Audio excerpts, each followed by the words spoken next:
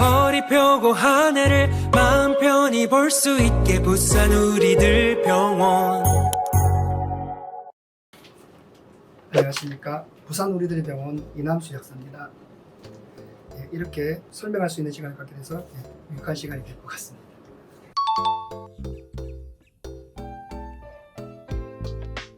그건 정부 지책에 따라서 의약본업에 의해서 원내 조제가 가능한 국가유공자라든지 그런 분들 빼고는 의약본업상 원내 처방전을 내가지고 바깥에서 조제하게 되어 있습니다. 그건 저희 병원뿐만 아니고 모든 전국의 모든 병원에 다 해당되는 겁니다. 의약본업 때문에 그렇습니다. 그러면은 여기 약국에서는 입원하시는 분들만 그렇죠. 입원 환자분 위주입니다.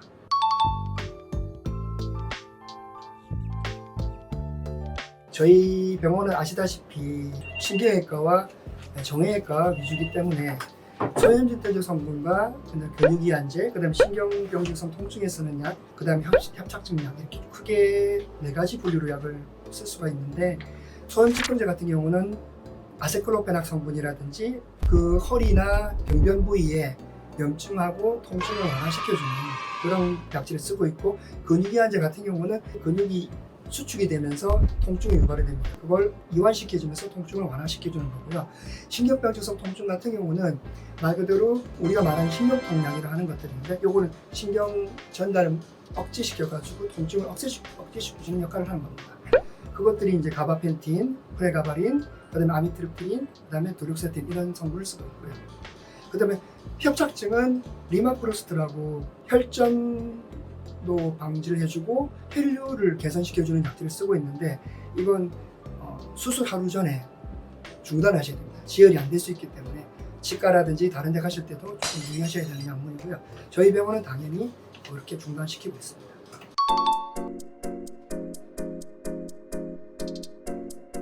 골다공증 약 같은 경우는 크게 기전을 2가지로 해서 분류할 수가 있습니다. 우리가 왜 농사를 짓다 보면 밭을 갈 때 어떻게 합니까? 앞에 긁어내고 그 다음에 새로운 거 심고 다시 덮어주죠. 그래서 약도 그런 기전에 맞춰서 개발이 됐는데, 뼈에 있는 칼슘 농도를 유지하기 위해서 그 긁어내는, 즉 뼈를 파괴하는 그 기능 억제하는 약물이 필요하게 될 것이고, 그 다음에 새로 덮어주는 역할, 그걸 골형선 촉진 약물이라고 하는데 그 2가지 기전에 맞춰서 개발이 됐습니다. 크게 보면 골 파괴 억제 약물에는 주사제 같은 경우는 파노린주, 그다음에 봄비바 주사라고 그러는데 이건 3개월마다 맞게 되고, 그다음에 졸레드론산은 1년에 한 번씩 맞게 됩니다. 그다음에 프롤리아 주사라고 이건 6개월마다 맞게 되는데 이건 가장 최신에 나온 약물이고요. 그다음에 골형성 촉진 약물을 보게 되면 하루 1회 한 번씩 맞는 포스테로 주사라고 있습니다. 그걸 애용하고 있었는데, 가장 최근에 또 이 골형선 촉진 기능하고 골 파괴 억제 기능을 2가지 겸비한 약물이 신약이 발매되었는데, 이것이 이베니티 주사입니다. 그거는 이 2가지 기능이 있기 때문에 월 1회 맞으시면 되고 총 12회만 맞으시면 됩니다. 다만 심근경색이 있다든지 아니면 뇌졸중 병력이 최근 1년 내에 있으신 분들은 이건 맞을 수가 없습니다. 그리고 약 같은 경우는 월 1회 먹는 포스닐정이 있고요. 이건 리센드론트 성분이고, 똑같이 리세네스 플러스라고 이건 일주일에 한 번 먹는 거, 그 다음에 맥스마빌정이라고 이건 1회 한 번 먹는 약, 이렇게 구분이 되어 있습니다. 근데 아무래도 추세가 약보다는 주사제로 넘어가 있어서 주사제를 많이 쓰고 있는 경향이 있습니다.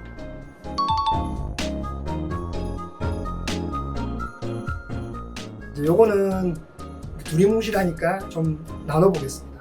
이것이 급성이냐 만성이냐에 따라서 달라질 수 있는데, 급성인 경우는 아시겠지만 순간적으로 했을 때는 그 부위도 작고 통증 유발하는 물질도 되게 적게 나오기 때문에 약으로 소염 진통제를 통해서 그 염증을 잡아줄 수가 있고 그 증상을 완화시켜 줄 수가 있습니다.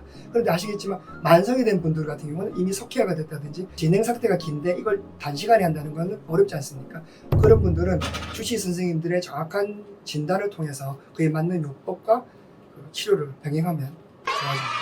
그러니까 약물로는 급성일 경우에는 좋아질 수 있다고 말씀드릴 수 있겠습니다.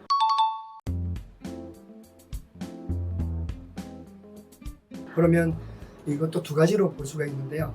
자주 먹어야 되는가, 그 다음에 내성이 생길 수 있느냐, 이 2가지의 물음에 대해서 첫 번째, 자주 먹어야 되는 이유.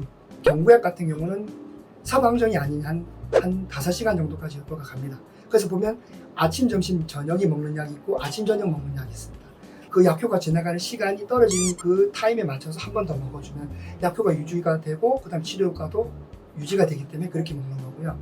그다음에 내성적인 부분은 항생제는 내성이 생길 수 있지만 진통제는 내성이라는 말이 없습니다. 왜? 이건 통증 완화에 대한 그 경증에 대해서 그를 얘기할 수가 있는데 통증이 강하게 잡아주느냐 약하게 잡아주느냐 이렇게 볼 수가 있겠습니다. 환자분이 통증이 너무 심해서 강한 진통제를 달라. 그래서 그분이 그거 드시고 좋아졌어요. 근데 좋아졌는데 나중에는 약한 진통제 썼는데 증상이 완화되지 않았는데 나의 통증 강도는 10에서 약은 2, 3밖에 안 되는 걸 처방하면 당연히 통증이 완화가 되지 않겠죠. 본인이 느낄 때는 이것이 내가 약에 대해서 내성이 생긴 게 아니냐 이렇게 판단하실 수도 있겠지만 우리가 그 통증 지표라는 게 다 있습니다. 10에서 1에서 10까지 했을 때 어느 정도의 느끼냐 그거에 맞춰서 이렇게 처방을 하고 약이 좋아지면 줄어들고 악화되면 조금 올라가는 그런 거지 내성에 대한 부분은 아니라고 보시면 됩니다.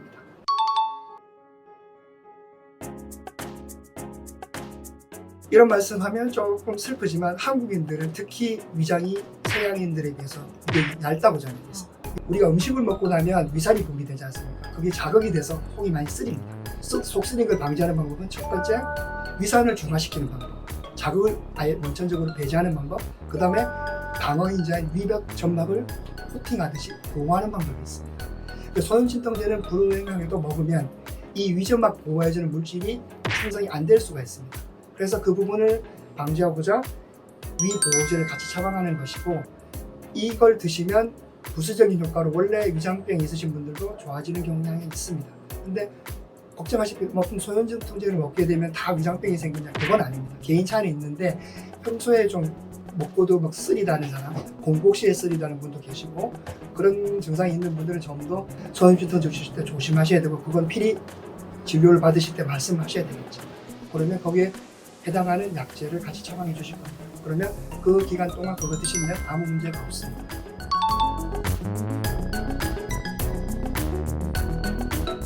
일단 도움이 되는 건강보조식품 약 포함해서 말씀드리자면 크게 마그네슘하고 비타민 B 복합제를 말씀드릴 수가 있습니다. 마그네슘은 많이 들어보셨을 거예요. 이건 우리 뼈의 구성 요소이기도 하고 신경 자극 전달이라든지 근육 수축, 그 다음에 신경 기능에서 되게 중요한 역할을 합니다. 이걸 그러면 많이 먹게 되면 뭐 다른 부작용은 없으니까 걱정하시는 분들이 계신데 이거는 많이 먹어봤자 삼투압이 올라가서 설사하는 수준밖에 없습니다. 그거 설사가 뭐 그렇게 심각한 부작용은 아니지만 그것도 그렇게 나타나는 건 아니고 그 정해진 양에 맞춰서 드시면 효과를 보실 수 있고 부작용은 크게 없습니다. 그리고 신경 비타민 B9는 뭐 B6라든지 B12 이런 것들이 있는데 크게 역할은 신경세포 회복입니다. 그 전선을 보시면 전선이 피고 벗겨지면 어떻게 됩니까? 누전이 된다든지 감전이 일으킬 수 있지 않습니까? 신경세포도 마찬가지로 그게 벗겨지면 우리가 통증을 느낀다든지 기타 신경 통증을 느낄 수가 있습니다. 그걸 회복시켜주는 역할을 해주는 게 신경 비타민이고요. 그리고 그 자료에 따르면 이 신경 비타민을 복용한 기간에 비례해서 신경병증 증상이 감소된다고 알려져 있습니다. 그래서 같이 드시면 되게 좋고요. 그러면 같이 먹기에는 조금 좀 주의해야 되는 건강기능식품은 우리가 좋다고 하는 글루코사민 있지 않습니까? 이것도 물론 도움이 될 수 있겠지만 당뇨병이 있으신 분들은 드시면 안 됩니다. 왜? 이건 혈당 수치가 올라가기 때문에 혈당 수치가 불안정한 당뇨 환자분들은 드시면 안 되겠고요. 마찬가지로 당뇨병인 환자분들도 인삼홍삼을 드시게 되면 인슐린 작용이 강화되게 돼가지고 혈당 수치가 요동을 치기 때문에 조절이 안 됩니다.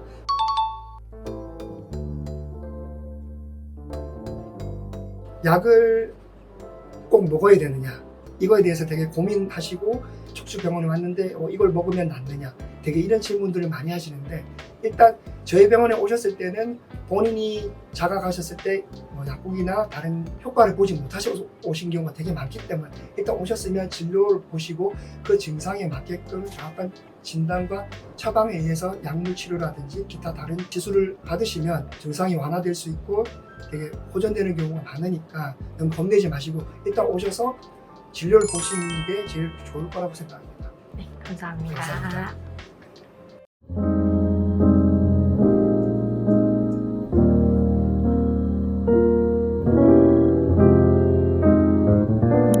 부산 우리들 병원